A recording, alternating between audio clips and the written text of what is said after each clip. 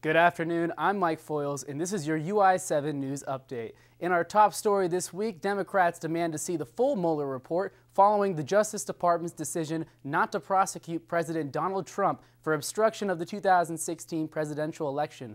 Meanwhile, the Trump administration is pushing its cause to repeal Obamacare, further escalating the tensions in Washington. CNN's Jim Acosta has more on the developing story. Soaking in the findings from special counsel Robert Mueller's report, President Trump marched up to Capitol Hill to declare victory. But he didn't stick to the facts. The Mueller report was great. It could not have been better. It said no obstruction, no collusion. It could not have been better. But that's not true. While Attorney General William Barr's summary of the Mueller report did state that the special counsel found the Trump campaign did not conspire or coordinate with the Russian government, the question of obstruction was left to the Justice Department. And it was Barr and Deputy Attorney General Rod Rosenstein who decided not to prosecute.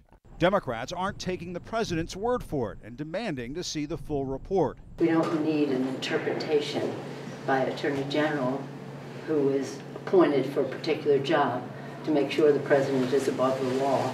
We need to see the report. The president also accused unspecified forces of conspiring against him. We cannot let it ever happen again.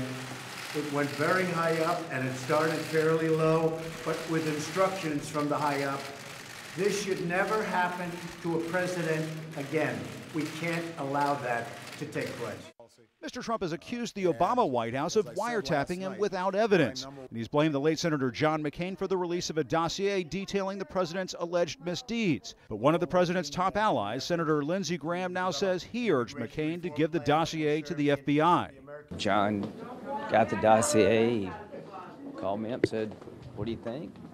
Think I should turn it over to the FBI?" I said, "Yeah, that was it." How did the president respond to that? No, never mind. One area where there is some agreement, impeachment appears to be off the table. I don't think they're talking about impeachment. Impeachment's not on the table until it is on the table.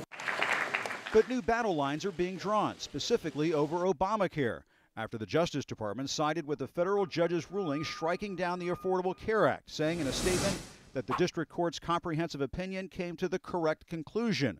The president jumped into damage control mode. Let me just tell you exactly what my message is.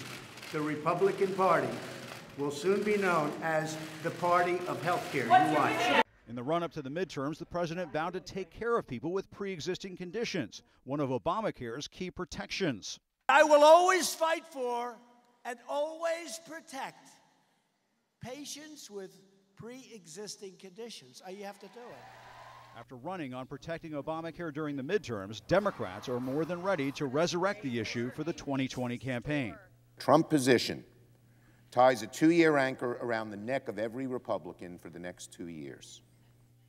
On to some more local news. With Fighting Illini basketball season officially at an end, brighter tournament hopes await the Illinois baseball and softball teams. While Illini baseball dropped a road game to Indiana State, Illinois softball continued its winning ways Tuesday evening in dramatic fashion.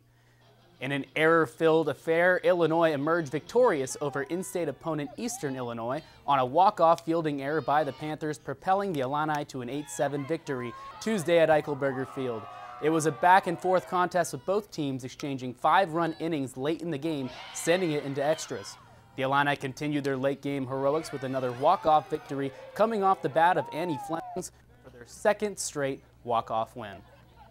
Some more good news from the Diamond as MLB opening day is upon us. All 30 major league teams are in action today as the Chicago Cubs look to make it back to the postseason in a loaded NL Central, and the White Sox aim to make strides behind an intriguing bunch of young talent. Both teams will begin their seasons within the hour.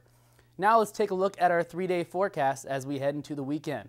It's warming up a bit here in Champaign with temperatures reaching highs in the 60s today and in the upper 50s tomorrow. It's going to cool down on Saturday with the drop into the late 20s. Despite slightly higher temperatures, you might want to bring an umbrella as rain is expected.